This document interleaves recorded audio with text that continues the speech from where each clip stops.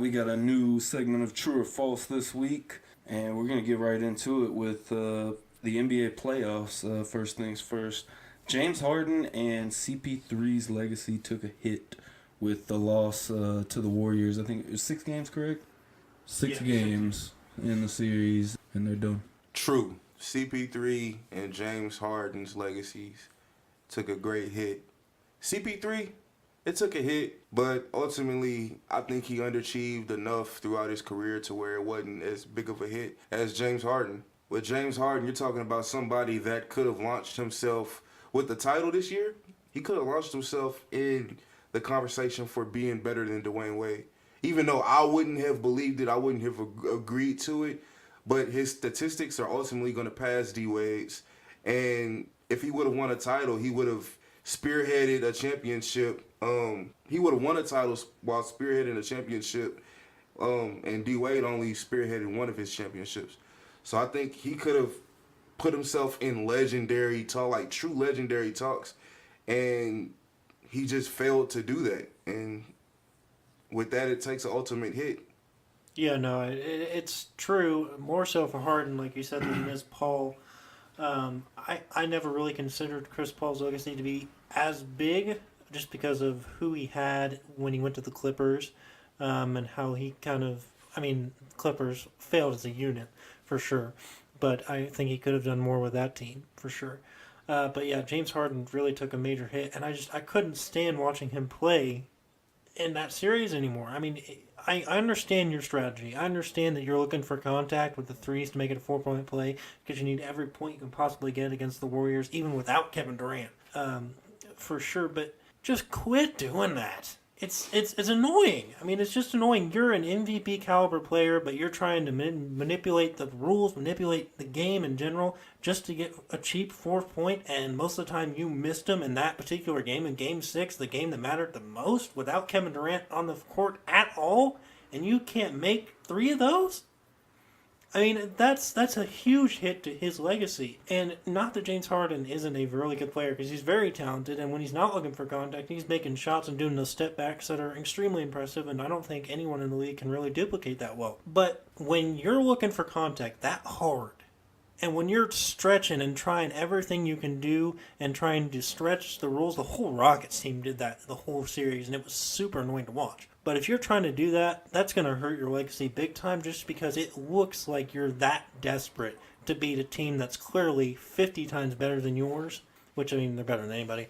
But to be better than your team and then to look that desperate to beat them, I think that hurts your legacy tremendously. I think I would say true too. I think with CP3, like you guys were saying, I think it more solidifies what his legacy is than anything. But yeah, with James Harden, I think that it's especially without Kevin Durant, as you mentioned, I think that it's a little bit of a hit on Harden, and especially like Randy was saying with the season that he had, and if he could have pulled off a championship, like it would have been a very special season. And you know, now it's just kind of well, I mean, you killed it in the regular season, but I mean, what are you doing for me? Like, I mean, legacies are heavily based on championships.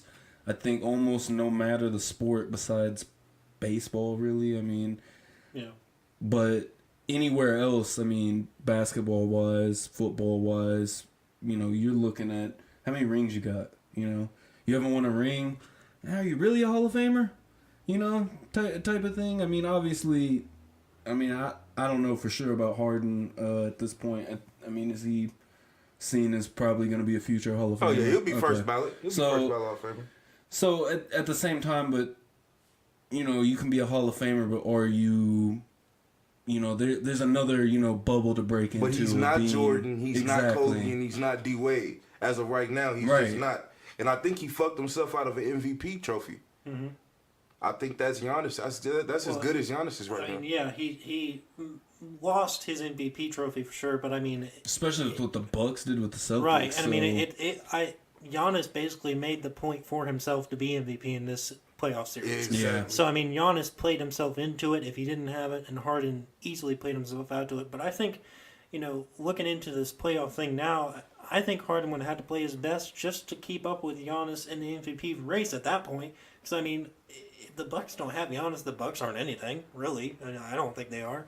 So, I mean, and the way Giannis has played has just been spectacular. So, yeah, the MVP is now Giannis's for sure. I would be shocked if they gave it to Harden. And I think Harden, just like Randy said last night when we were all talking, I mean, he struggles in the playoffs again when it matters. I'll say true.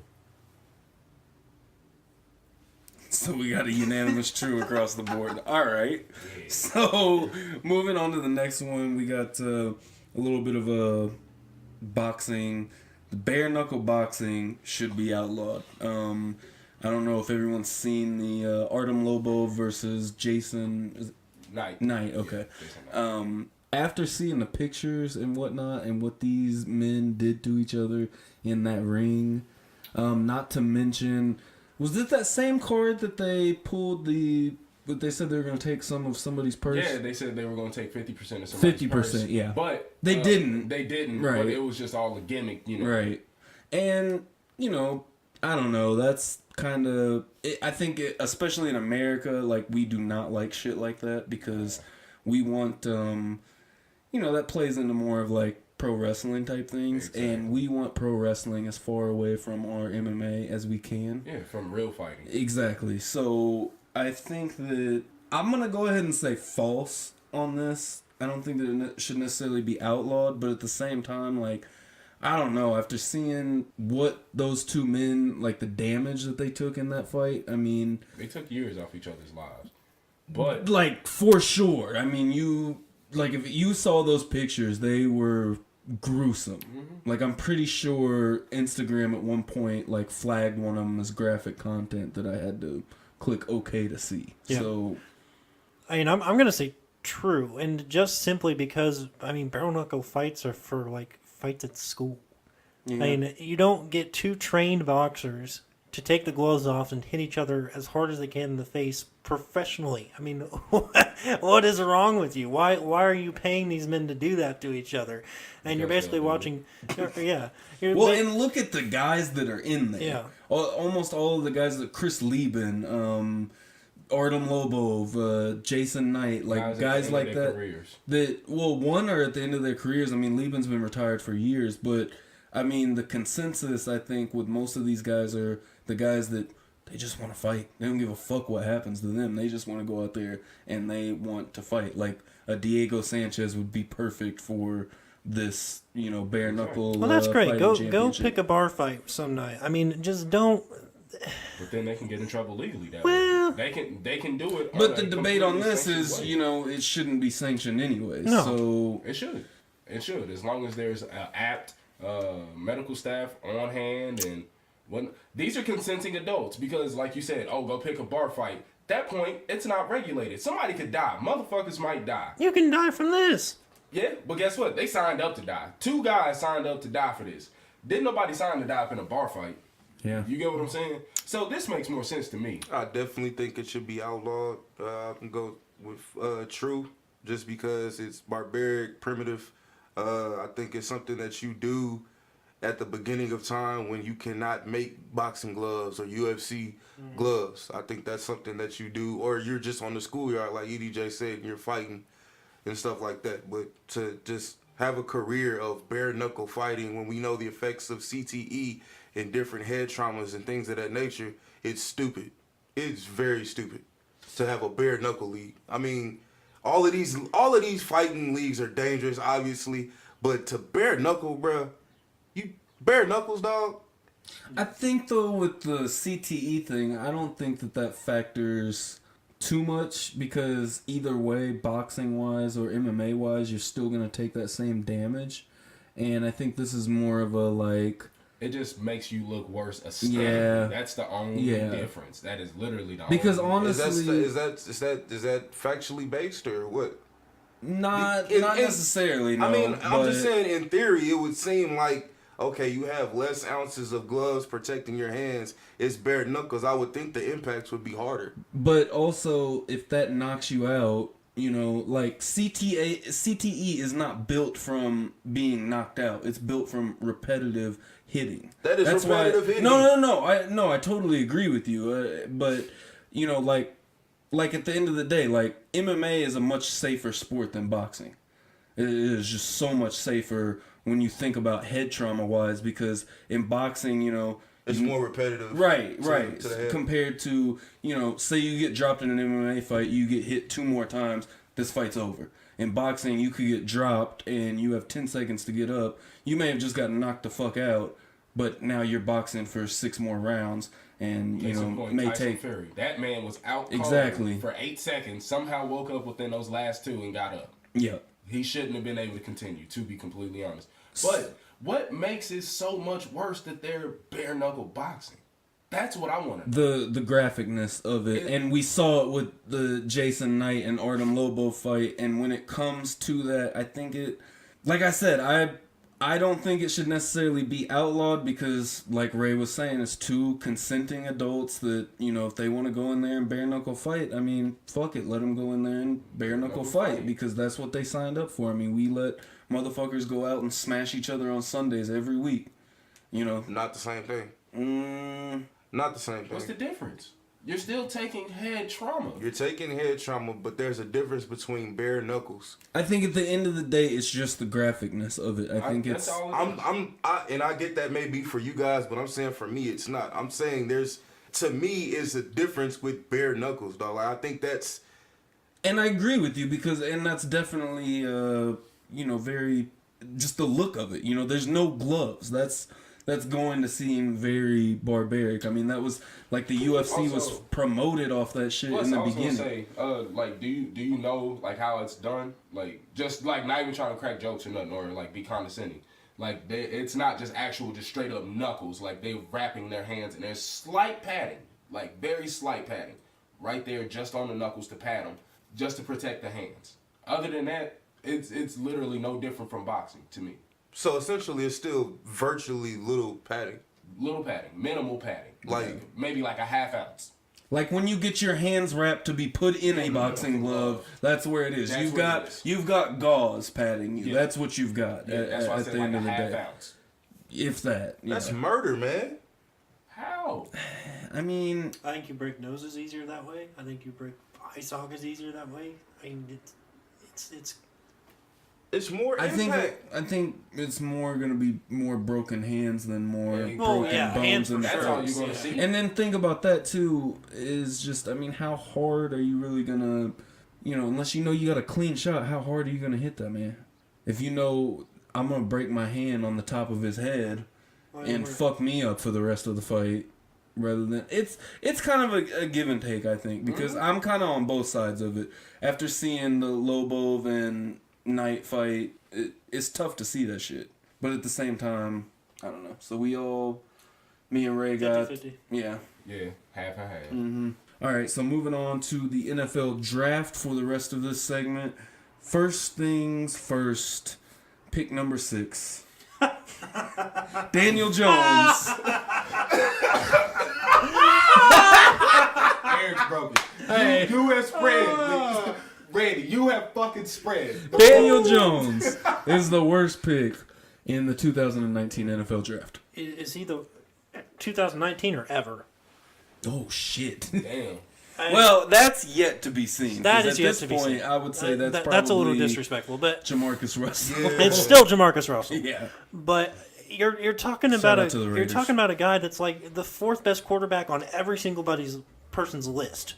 I mean, he wasn't even considered. He was considered like maybe the 32nd pick, if that, in the first round, because they figured the other 3 quarterbacks would be gone in Murray, Haskins, and Locke, way before then. So to take him 6th overall when you still had Haskins on the board, who was considered better than Jones, that's crazy to me. That Even if you didn't want to take Haskins, you wanted to get an elite defensive player. Right. You could have gotten it with that 6th pick. Right. And he would have been there at 17. And who did they end up taking later? Because they had another pick. DeAndre Baker, quarterback from Georgia. And that's a good pick. Yeah, no, I mean, DeAndre Baker is a good player. Because, look, they could have had Josh Allen, Ed Oliver, Devin Bush. Like, the list just goes on. The list goes on. They could have had, Rashawn Gary, Christian Wilkins. Just a plethora of elite defensive players to help replace the loss of Olivier Vernon and Snacks Harrison. But no, they've made it clear that they want to stick by Eli for at least another year or two. I think the best thing is the fucking fan reaction. Oh, that was hilarious. Man, if you watch the fan reaction from MetLife, all of them are just like, what?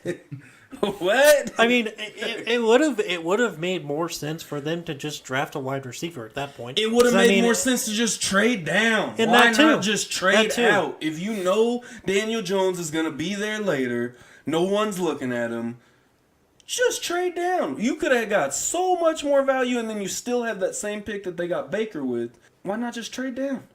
Very simple. They could have traded that shit to the Redskins. They would have drafted Haskins there. Mm-hmm. And instead, they just let them get Haskins, and they picked Jones. I mean, I don't know. Right there, I remember messaging either just Randy or the group chat saying that, wow, and then the Redskins got Haskins. So now, if Daniel Jones doesn't work out and Haskins is a great quarterback, you have to see him twice a year. You got to play him twice a year now. Like, how stupid do you look? Like, that is like ultimate level fuck up. I mean, like, this is the worst part. I don't understand what's the end game for Gettleman. None of it makes getting fired. That's it. I think he just wants to wreck this organization and leave. That's it. Because the fact that you've traded away two key pieces of that team, on offense and defense, with Odell Beckham and Olivier Vernon, and then you go and you draft Daniel Jones, number 6 overall. Why? At this point, they could have just tanked this next year and went for Tua. Yeah, I wouldn't go for Tua. I mean, I'm just saying, like, a more surefire guy than Daniel Jones. I mean, at this point, they had two guys on the board that were more surefire than Daniel Jones. So yeah.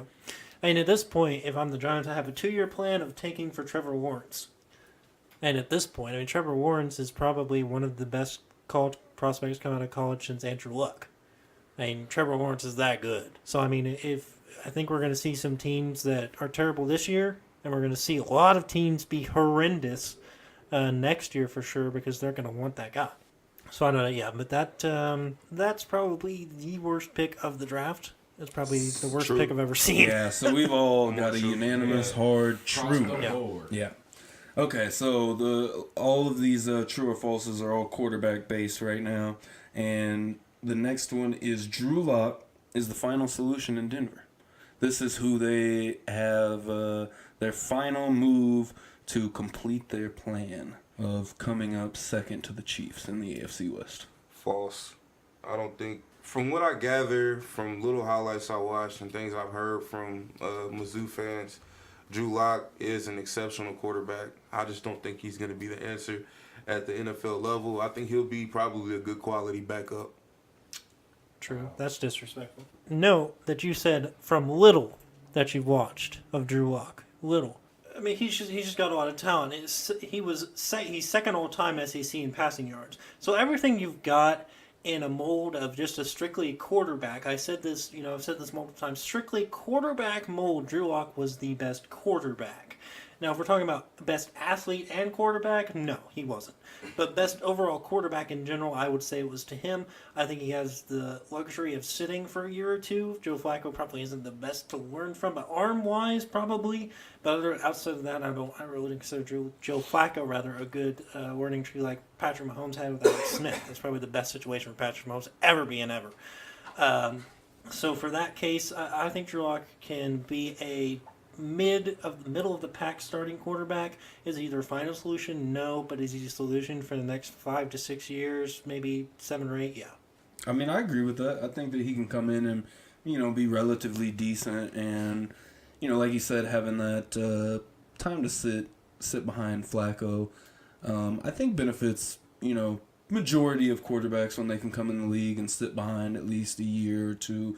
And just kind of get a hold of what system they're going to be running coming up. And so I think that he can be, a relatively good quarterback. But, I mean, if they can keep doing what they're doing defensively and, I think that they drafted pretty well on that side of the ball. And, obviously they've got a great defense. With that mold, you don't have to be the best quarterback in the world. And if they can continue to run how they have, and, I mean, it seems like as long as I can remember, Denver's always pumping out some random running back this season that's just tearing it up. Exactly. You know, you can name out Reuben Drone. What they had Terrell Davis in the 90s. They had, you know, all kinds of guys that just Philip Lindsay that popped up out of nowhere last year. You know, they seem to be able to put it together running wise, and that's a championship mold.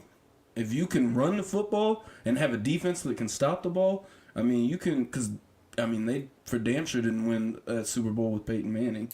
Sure. You know what I'm saying? Like, that was not the same Peyton Manning that we have seen before. That was a washed up Manning. Exactly. So, I mean, not to mention that, you know, he didn't play half that season for a reason. Like, so I think that he can come in and be what they need him to be. So I say true. I think that he can be the final solution in Denver, and I think that's what they're playing for. That, you know, they're trying to play chess right now, and we'll see how it works. Yeah, nah, I'm gonna go with true. I think he is for the foreseeable future the franchise quarterback. Yeah. You know, he's shown skills, and it's not like a lot's going to be asked of him immediately. You know what I mean? He's sitting behind a guy that, what's the GM's name again? Help me out. Elway, my bad. Elway, you know, it's one of his guys. You know, he likes Flacco, and then Flacco, he has a safe style that's going to keep them in contention. You know what I'm saying? So, and then he'll get some postseason because I imagine them making at least a wild card spot over LA though, over the Chargers. But I mean, there can be 2 wild card spots coming out of the same division. So. I think they're with all the competition in the AFC this year, the AFC is going to be really good. Could get into the second wild card. Well, I mean, and look at that whole division in the North. I mean, you kind of got the same situation where those top 3 teams may be really good. The Steelers, Browns, Ravens. Then you look at the East. I mean, you've got obviously the Patriots, the Giants, or not the Giants, the Jets. Excuse me. The Jets, they're looking fun. Even the Dolphins. I mean, maybe not the Dolphins, but the Bills won't go away. The Bills won't go away, but I mean, I don't see why the Dolphins can't have a surprise season. I mean, they could come out of nowhere and have a decent season, I think, and be one of those teams that, like, just happens to get in because everybody else is so good and everybody's beating each other up. I think 6-10 is their ceiling. Well, what did they place last year? Were they the number 2 team in the East? Last year? Yeah. Miami? No. No, they were the last team in the East. Yeah. So they're gonna have an easier schedule.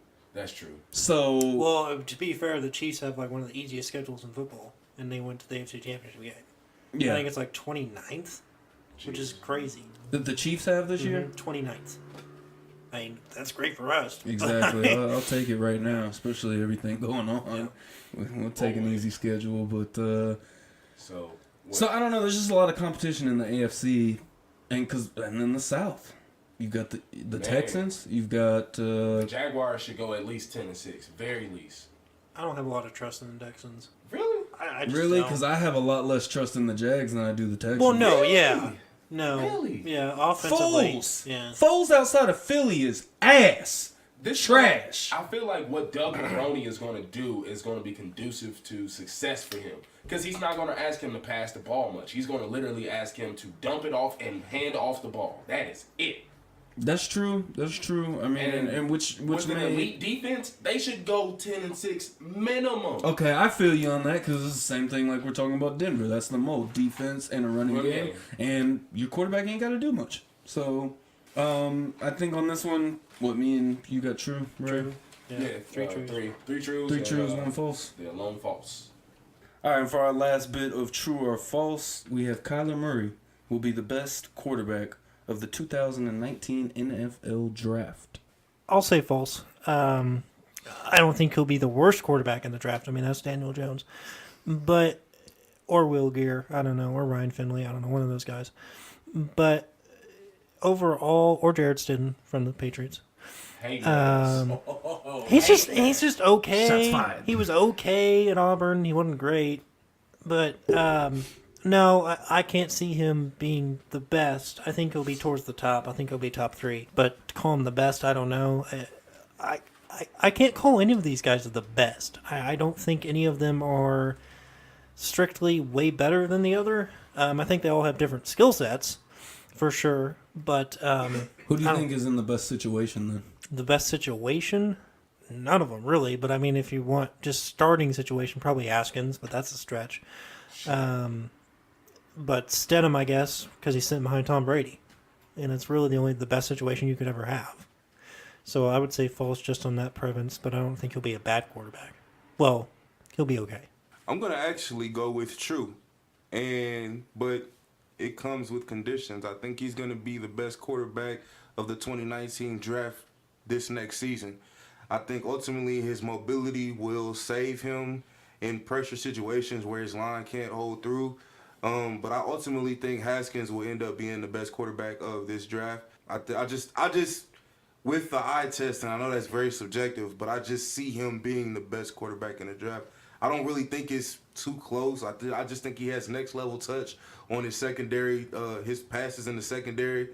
Yeah, I'm going to go with Haskins, but I definitely see Kyler Murray being the best quarterback out of the draft for the upcoming season. I'm going to go true, just for the simple fact, I feel like he's going to have the right amount of time to develop. He has the coach who's going to help develop him. They're trying to put some, talent around him offensively. He has, a Pro Bowl worthy running back that he can dump off to in, bad situations. Christian Kirk should be taking another step forward. Ricky Seals-Jones looks like a good tight end prospect. I feel like as long as they build a good offensive line around him and shore up that defense, I think he'll be in a very successful position. I feel like, though, that's been the problem for a while, right? With the offensive line. So I don't know how much better that offensive line is really going to get, or, do they not have an eye for talent on the offensive line, or, something, what is the real problem? Because I feel like they've been on this problem for a while. We know they can put together a defense. They've had a really good defense before. But I don't know. I'm kind of on the fence on this because, honestly, I like both Haskins and Drew Lock's spot where they're at the moment. So I'm going to say false just for the simple fact that, I think both of them could have an opportunity to be better than him. But if they can get the ball rolling in Arizona, I mean, there is a possibility that Kyler Murray could be a, just different quarterback in the league for real. And I don't know, though. I think it also goes with how you judge a quarterback's success, because I think that he'll get a lot more done with his legs than he will actually throwing the ball.